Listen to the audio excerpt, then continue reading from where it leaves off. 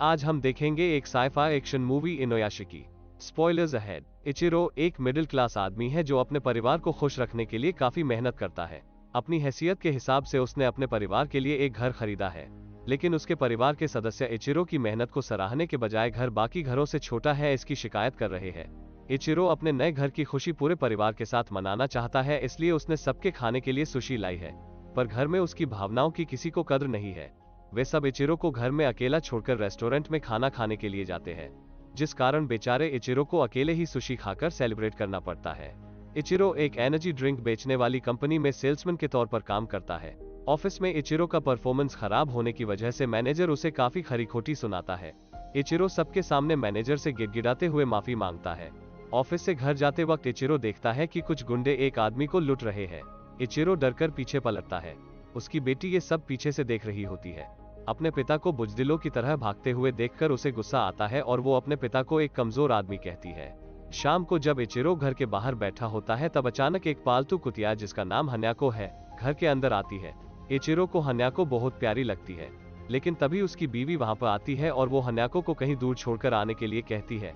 इसके साथ ही वो इचिरो के हाथ में एक मेडिकल रिपोर्ट थमाती है जिसमें इचिरो को कुछ जरूरी मेडिकल टेस्ट करवाने के लिए कहा गया है।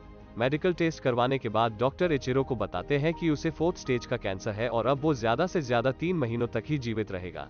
ये बात बताने के लिए इचिरो अपनी बीवी को कॉल करता है, पर वो उसके कॉल को अनदेखा करती है। फिर इचिरो अपनी बेटी को कॉल करता है, पर वो भी कॉल को अनदेखा करती है। रात को घर में भी इचिरो सबको अपनी मेडिकल कंडीशन बताने की कोशिश करता है, पर कोई उसे बोलने का मौका ही नहीं देता। निराश इचिरो हन्याको को घर से दूर छोड़ने के लिए गार्डन में लेकर जाता है। इचिरो उसे वहां छोड़कर जाने लगता है, पर हन्याको इचिरो का पीछा नहीं छोड़ती। इचिरो जहां भी जाता है हन्याको उसके पास आती है। काफी कोशिश करने के बाद भी जब हन्याको इचिरो का पीछा नहीं छोड़ती तब इचिरो समझ जाता है कि एकमात्र हन्याको ही है जिसे इचिरो से लगाव है। वो उससे माफी मांगता है और रोने लगता है। तभी उसकी नजर पार्क में बैठे एक नौजवान की ओर जाती है। कुछ ही पलों की देरी में दोनों की नजर आसमान से आ रही एक तेज रोशनी पर पड़ती है। क्या हो रहा है कुछ समझने से पहले ही एक बड़ा सा ऑब्जेक्ट आकर उनसे टकराता है, जिस कारण इचिरो अपने होश खो बैठता है। उस ऑब्जेक्ट से कुछ आकृतियां बाहर आती है जिन पर हन्याको भौंकने लगती है। अगले दिन सुबह इचिरो को होश आता है। वो अपने शरीर में कुछ बदलाव महसूस करता है, जैसे कि उसे बिना चश्मे के ही साफ दिखाई देने लगता है। वो हन्याको को लेकर घर जाता है। घर में भी उसके साथ कुछ अजीब से घटनाएं घटती है। उसे नाश्ता बेस्वाद लगता है और बहुत तेज प्यास लगती है, मानो जैसे पूरे शरीर से पानी कहीं चला गया हो। जब इचिरो अपने कमरे में होता है तब उसे अपने हाथ से धुआं निकलता हुआ दिखता है। वो तुरंत अपनी शर्ट निकालता है और अपने हाथ को देखता है। जैसे ही वो अपने हाथ को दबाता है उसकी उंगली का नाखून खुल जाता है, जिसके अंदर USB पोर्ट जैसा कुछ फिट है। देखते ही देखते उसका हाथ एक हाईटेक गन में बदल जाता है। उसमें से इचिरो ने नाश्ते में जो कुछ भी खाया होता है वो सब गन की नली से दीवार पर शूट होता है। फिर इचिरो को अपने गले में कुछ महसूस होता है। जब इचिरो उसे छूता है तो उसका सर 2 हिस्सों में बंट जाता है। इचिरो खुद को आईने में देखता है और ये देखकर दंग रह जाता है कि उसका पूरा शरीर अब मशीन में बदल चुका है। तभी इचिरो को उसके बीवी के कमरे की तरफ आने की आहट सुनाई देती है। अपने मशीनी रूप से पहले से ही हैरान इचिरो बीवी के अंदर आने से ठीक पहले जैसे तैसे अपने आप को ठीक करता है। अगले सीन में पता चलता है कि इचिरो की बेटी मारी और उस दिन पार्क में बैठा लड़का जिसका नाम हीरो है एक ही क्लास में पढ़ते हैं। क्लास के बाद हीरो अपने दोस्त चोको के घर जाता है। चोको को अपनी पावर्स दिखाने के लिए हीरो अपनी उंगली से दूर उड़ती चिड़िया को मार गिराता है। इसके साथ ही हीरो गाड़ियों को कंट्रोल करने की अपनी एक और पावर चोको को दिखाता है। दूसरी ओर इचिरो के खराब परफॉर्मेंस के कारण उसे ऑफिस से बेइज्जत करके निकाल देते हैं। रास्ते में इचिरो को एक घायल कबूतर जमीन पर पड़ा हुआ दिखता है। इचिरो को उस पर तरस आता है और वो उसे प्यार से अपने हाथों में उठा लेता है। इचिरो के छूते ही कबूतर अपने आप ठीक होकर उड़ने लगता है। तभी इचिरो के कानों में एक आवाज गूंजने लगती है। एक माँ डॉक्टर से अपने बेटे को बचाने की गुजारिश कर रही होती है। इचिरो आवाज का पीछा करते हुए एक अस्पताल पहुंचता है। वहां पर किता नाम का लड़का मरने की कगार पर है। इचिरो किता के सर को अपने हाथों में लेता है और कुछ ही पलों में किता पूरी तरह से ठीक हो जाता है। सुबह कबूतर और बाद में किता की जान बचाने की वजह से इचिरो बेहद अच्छा महसूस करता है। दूसरी ओर स्कूल में हीरो के कुछ क्लासमेट्स उसके दोस्त चोको को सताते हैं, लेकिन हीरो चोको को उनसे बचाता है। हीरो उनमें से एक लड़के को जान से मारने के लिए अपनी उंगली उसकी तरफ बढ़ाता है, पर चोको उसे वहीं पर रोक लेता है। क्लास के बाहर हीरो की क्लासमेट शियान उसे बताती है कि वो उसे पसंद करती है।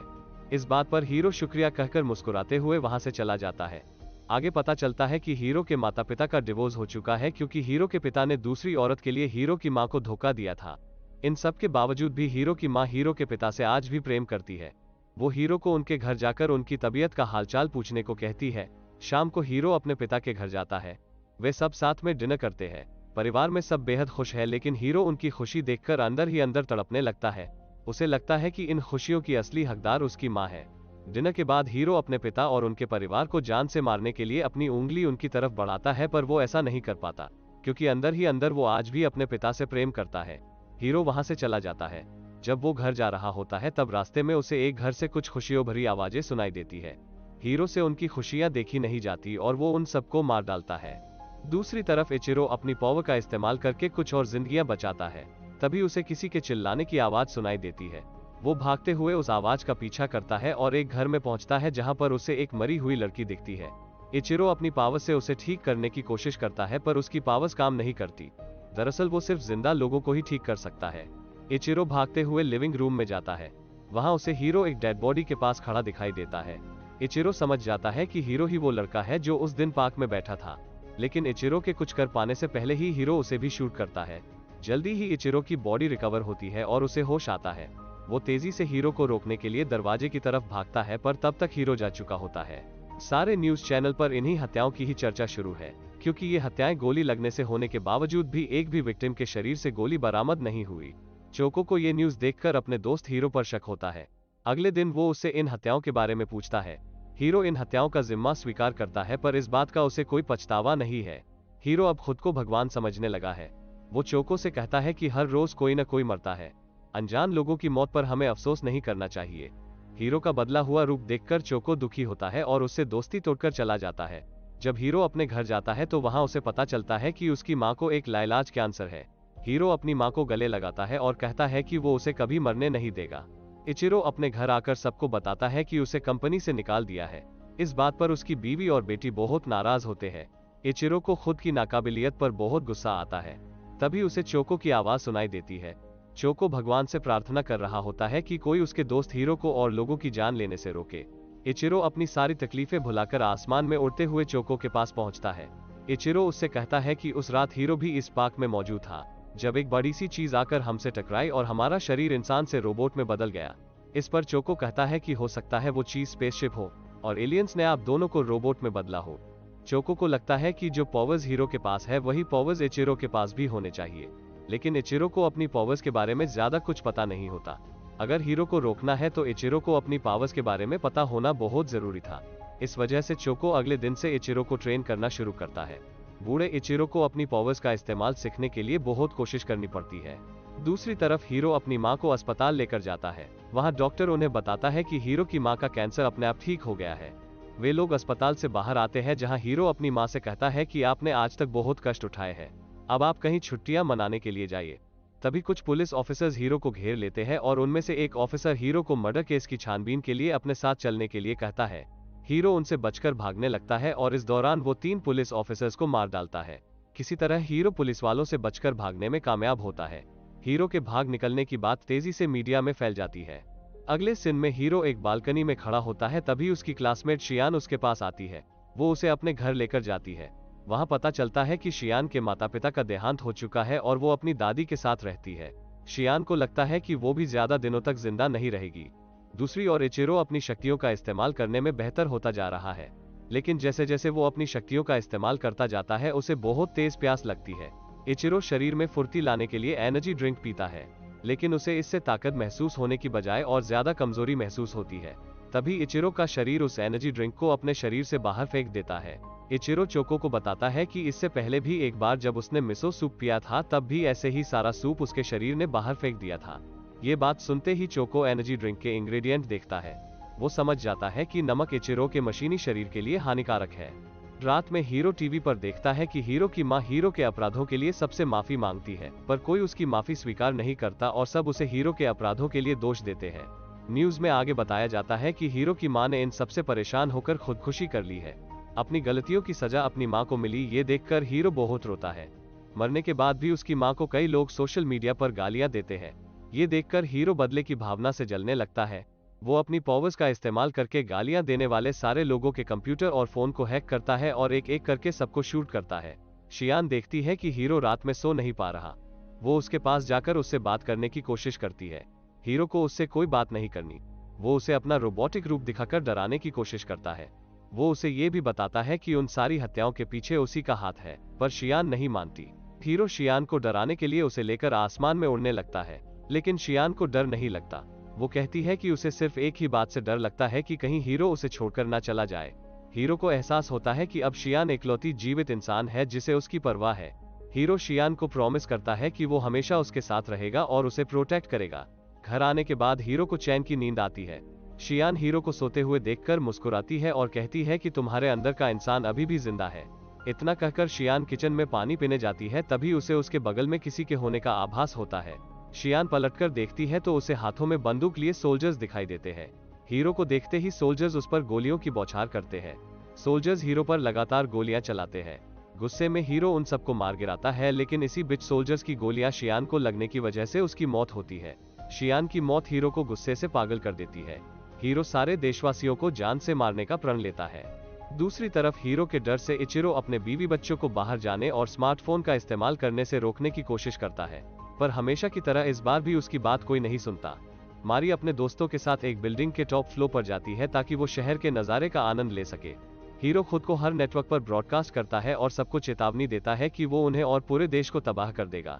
शुरुआत में लोग उसकी बात को गंभीरता से नहीं लेते। जब हीरो एक एक करके लोगों को शूट करने लगता है तब लोग डर के मारे इधर उधर भागने लगते हैं, लेकिन हीरो उन पर हर जगह से वार करता है। यहाँ इचिरो नेटवर्क को हाईजैक करने में सफल होता है, जहाँ चोको सबको अपने अपने स्मार्टफोन और कंप्यूटर की स्क्रीन ऑफ करने की सलाह देता है ताकि हीरो के हमले से बचा जा सके। लोगों के स्मार्टफोन और कंप्यूटर से संपर्क टूटने की वजह से हीरो बौखला जाता है और पूरे शहर पर मिसाइल्स दागना शुरू करता है, जिस कारण पूरे शहर में तबाही मचती है। इस तबाही को रोकने के लिए इचिरो हीरो के पास जाता है और उसे समझाने की कोशिश करता है कि ये पावर्स हमें लोगों की मदद करने के लिए मिली है, ना कि उनकी जान लेने के लिए। लेकिन हीरो नहीं मानता, जिस वजह से दोनों में लड़ाई शुरू होती है।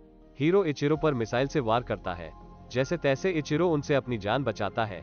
हीरो इचिरो का पीछा नहीं छोड़ता। वे दोनों टनल से होकर फिर से आसमान में उड़ते हैं। तभी इचिरो को उसकी बेटी मारी की आवाज सुनाई देती है, जो एक बिल्डिंग में फंसी हुई है। लेकिन हीरो इचिरो को मारी के पास जाने नहीं देता। वो इचिरो के फ्लाइंग सिस्टम को खराब करता है। इचिरो बचने के लिए एक बिल्डिंग का सहारा लेता है। इचिरो हीरो को शूट करने की कोशिश करता है, मगर हीरो उसके वार से बचता है।